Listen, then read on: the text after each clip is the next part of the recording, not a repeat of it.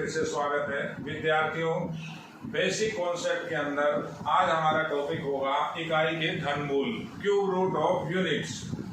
ये आपका छठा वीडियो लेक्चर है और जो बेसिक कॉन्सेप्ट के वीडियो हैं ये आपको जरूर देखने हैं, इनको समझना है। यही छोटी छोटी चीजें आपको हेल्पफुल होंगी, आगे बहुत काम आएंगी।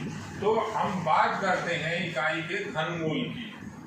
सबसे पहले इकाई, अगर इकाई लिखें हम यूनिट, जिसको हम इकाई को हम बोलते हैं 1।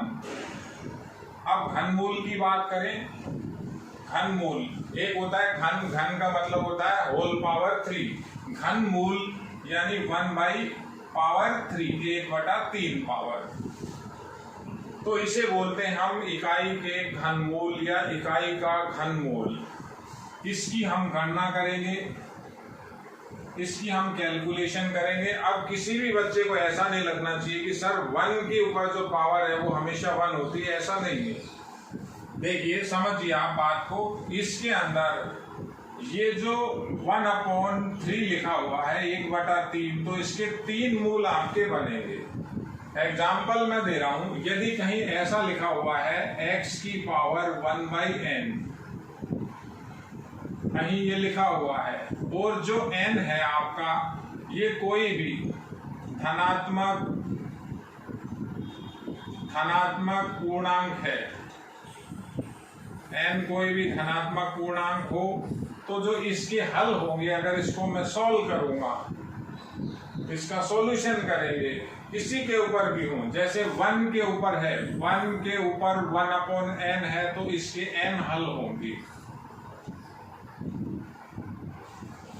अब एक बार इसमें इकाई के घनमूल हम किस तरह से देखेंगे, आप इसे समझिए।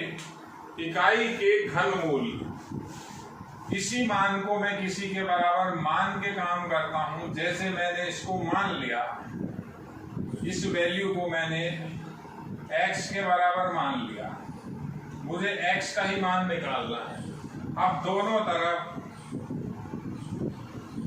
तरफ सबसे पहले घन करने पर ये घनमूल लिखा हुआ है, अब मैं दोनों तरफ घन कर रहा हूं, क्यूब ले रहा हूं, तो x क्यूब की वैल्यू हो जाएगी 1 की पावर 1/3 की होल पावर 3, यानी x क्यूब की वैल्यू 1 हो गई। देखिए आप, हमें अल्टीमेटली x का मान निकालना है, कुल मिला के हमें x चाहिए। तो ये आपका आया x क्यूब बराबर 1। आगे मैं इसको ऐसा लिख सकता हूं, समीकरण है हमेशा यह लगाएंगे, तो x क्यूब माइनस 1 की वैल्यू 0।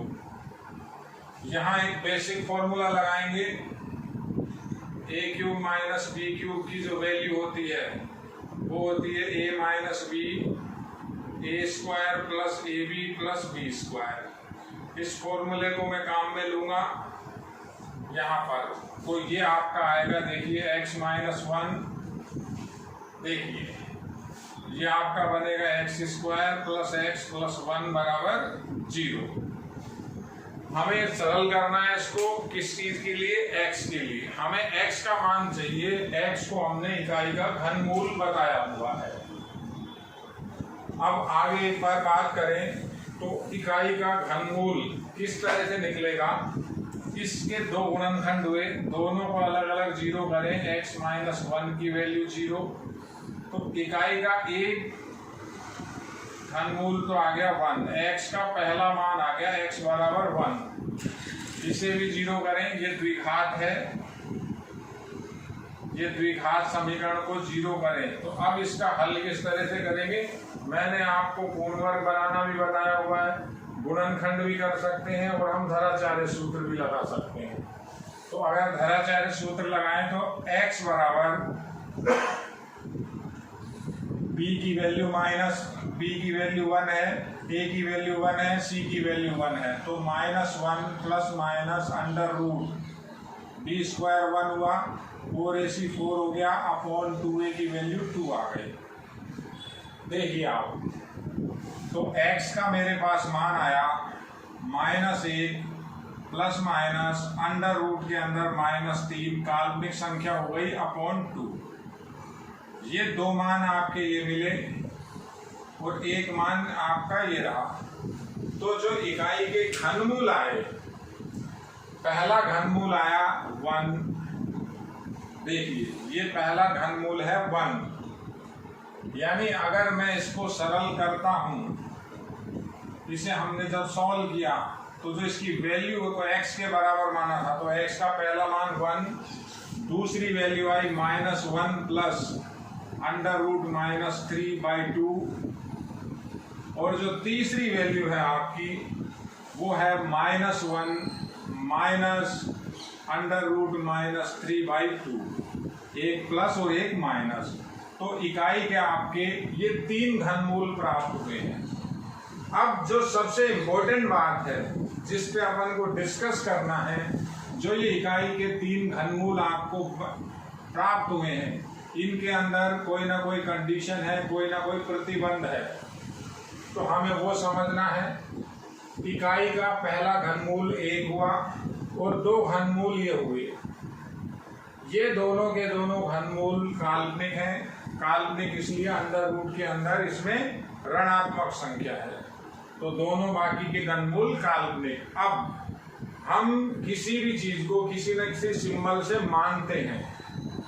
हम यहाँ घनमूल के लिए एक ओमेगा नाम से, ये W नहीं लिखा हुआ, इसे बोलते हैं ओमेगा।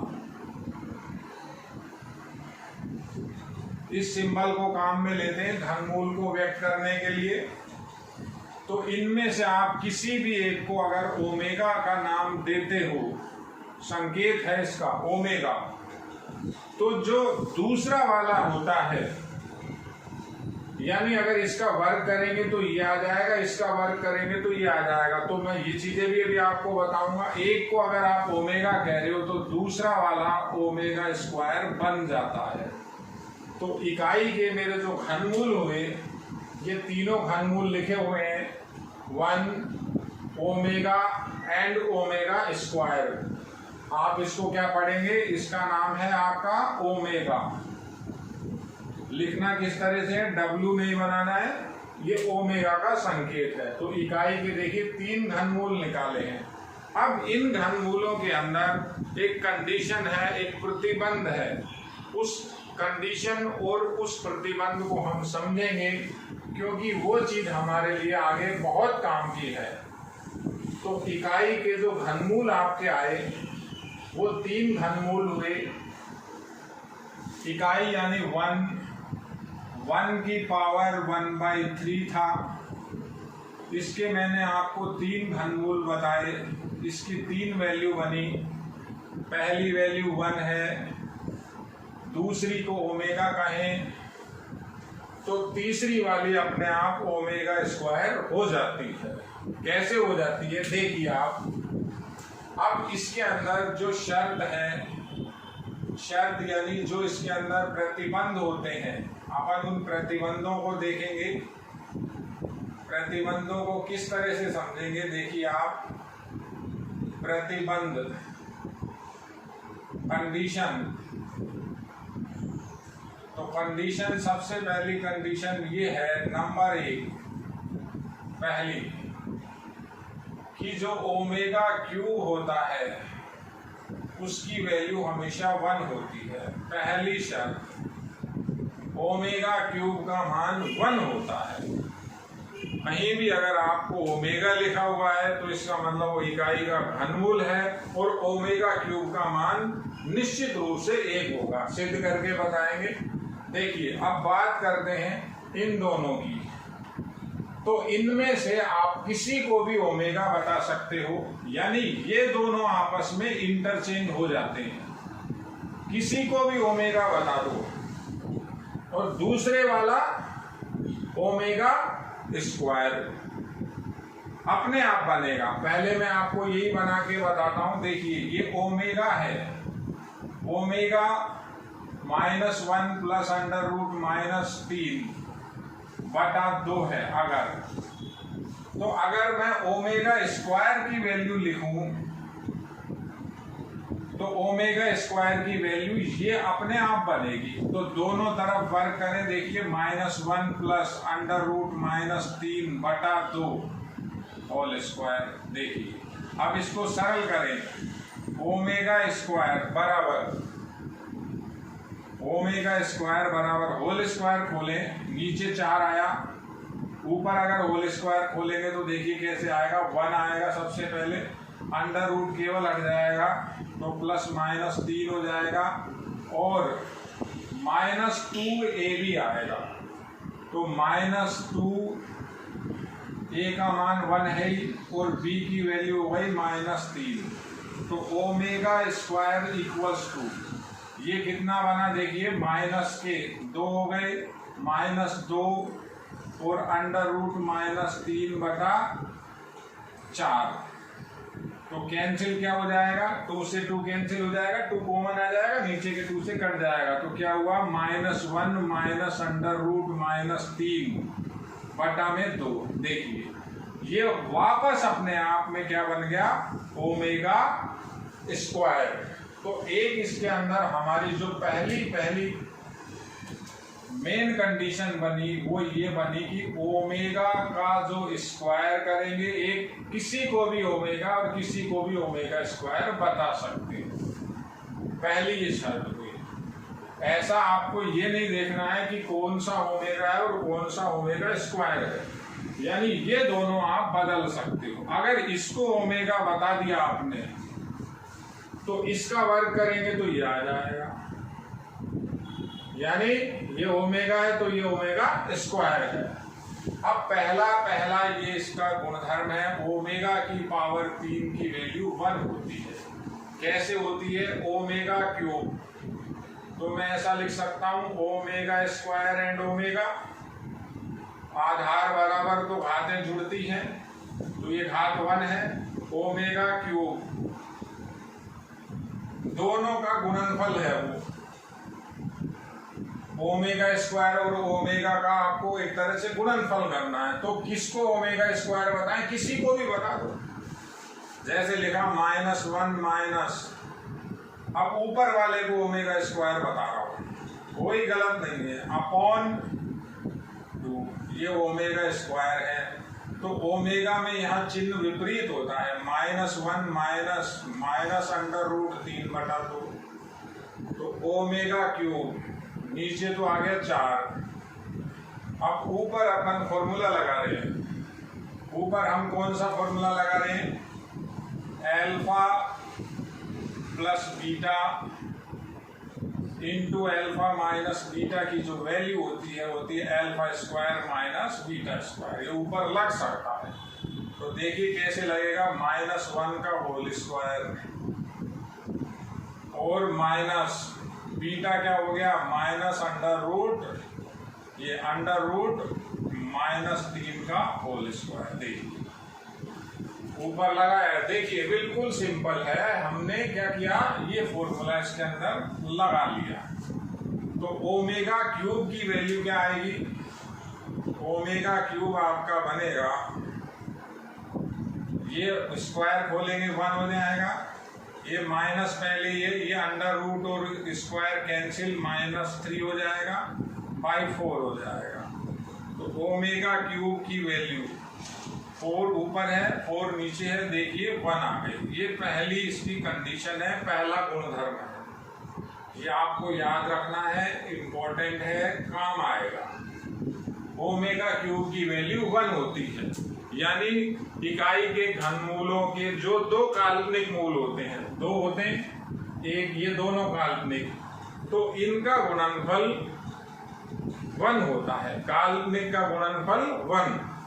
ठीक, अब एक इंपॉर्टेंट दूसरी कंडीशन भी देख लेते हैं इसी के साथ। दूसरी कंडीशन है हमारी,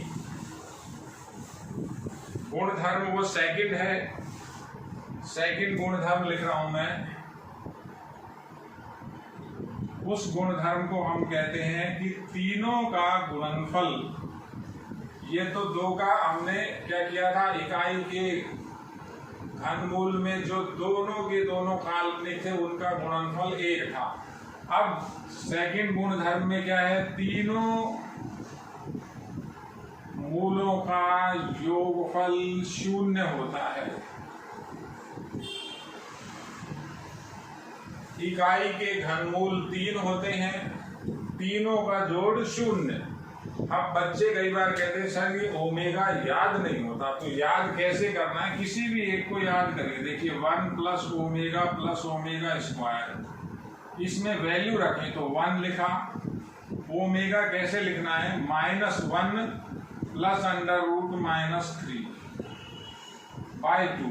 अगर ये ओमेगा है तो ओमेगा स्क्वायर क्या हो जाएगा, +-1 माइनस अंडर रूट -3 अपॉन 2। ये दोनों के दोनों काल्पनिक होते हैं, एक वास्तविक होता है, 2 काल्पनिक होते हैं, सबका जोड़ 0। तो जोड़ कैसे हुआ, बड़ा सिंपल है। 1 मैं अलग अलग कर रहा हूं, देखिए माइनस का हाफ, माइनस का अंडर रूट, मैं कोई लघुत्तम नहीं ले रहा, मैं सबको अलग अलग लिख रहा हूं। फिर माइनस का हाफ और ये माइनस का अंडर रूट -3/2। तो ये पॉजिटिव ये नेगेटिव कैंसिल हो गया, ये आया 1 माइनस, ये दोनों के दोनों हाफ माइनस कॉमन आ गया, ऐड हो गए 1 प्लस ओमेगा स्क्वायर।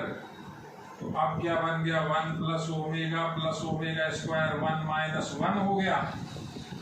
तो ये रिजल्ट जो हमारा आया, लास्ट में जो रिजल्ट बना इसका, वो बना 1 प्लस ओमेगा स्क्वायर की वैल्यू 0। तो इकाई के घनमूल ये लिखे हुए हैं, ये इकाई का घनमूल है, ये संकेत है। इसके 3 घनमूल आपको मैंने बताए, पहला 1, दूसरा ऐसा लिखिए -1 प्लस अंडर रूट -3/2, और तीसरा आप लिखेंगे -1 माइनस अंडर रूट -3/2। किसी को भी आप ओमेगा बताएं, अगर आप इसको ओमेगा बताएंगे, संकेत है ये सिर्फ, तो इसकी वैल्यू ओमेगा स्क्वायर के बराबर होगी। देखिए ये इकाई के घनमूल।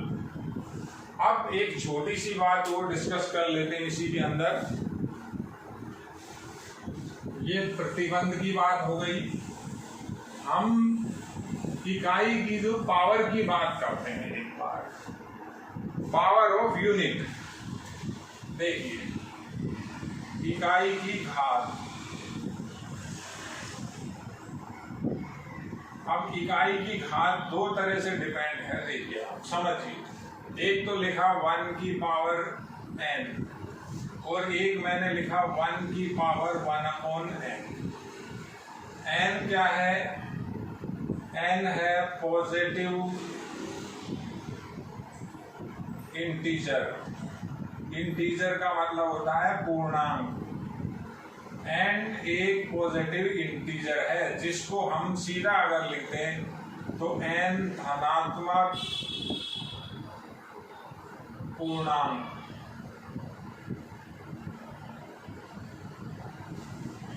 तो इकाई की पावर जैसे 5 आ गई, 1 की पावर जैसे 7 आ गई, 1 की पावर जैसे 21 आ गई, इन सबका जो मान होता है, इन सब की जो वैल्यू होती है वो 1 ही होती है। अब जब पावर फ्रैक्शन में होती है, जैसे 1 की पावर 1/3, तो इसके 3 हल होंगे। अभी 3 हल किए थे। 1 की पावर 1/4 है तो इसके 4 हल होंगे, इसके 4 मान आएंगे। ऐसे अगर 1 की पावर 1/7 है तो इसके 7 हल आएंगे। ये आप लोगों को ध्यान रखना है, अगली हायर क्लासों में आप ये भी पढ़ोगे। तो इसका एक हमने संकेत बनाया हुआ है, उसको हम ऐसे लिखते हैं, अगर x की पावर 1/n है तो ये आपके n मूल देता है एक तरह से। 1/n तो 1/3, 1/4, 1/7, 1/11, जितने उसके अंदर अपॉन में इंटीजर का मान है उतने उसके हल होते हैं। जैसे हमने अभी कुछ दिन पहले इसको भी डिस्कस किया था, इसकी एक बार बात दोबारा आ रही है। जैसे इसको मैंने x मान लिया, तो अब दोनों तरफ 4 घात लगाऊं तो ये घात या इधर से इधर ट्रांसफर करें तो घात रिवर्स होके आती है, तो ये 1 हो जाएगा। देखिए, तो ये 4 घात का समीकरण हो गया। बहुपद में पढ़ा था, इसको ऐसे लिखेंगे x4 - 1 बराबर 0, x² - 1 और x² + 1 बराबर 0। तो इससे आपका x का मान आया ±1 और इससे आपका x के जो काल्पनिक मान आएंगे ±√-1। तो देखिए 4 मान आए, एक मान 1 आया, एक -1 आया, एक √-1 आया और एक -√-1 आया, जिनमें से 2 काल्पनिक थे और 2 वास्तविक थे। काल्पनिक वास्तविक को हम अभी अगले चैप्टर में पढ़ेंगे। केवल आप एक बार इकाई के घनमूल देखिए, एक अगर ओमेगा तो दूसरा ओमेगा²। इनके अंदर आपको ये 2 गुणधर्म याद रखने होंगे जो मैंने आपको सिद्ध भी किए। ये दूसरा गुणधर्म है। पहला गुणधर्म हमने लिखा था काल्पनिक घनमूलों का गुणनफल। ये काल्पनिक घनमूल है, इनका गुणनफल इकाई होता है ओमेगा की पावर 3। हमेशा इकाई कहीं भी आप काम में ले सकते हैं। ये पहला गुणधर्म है और ये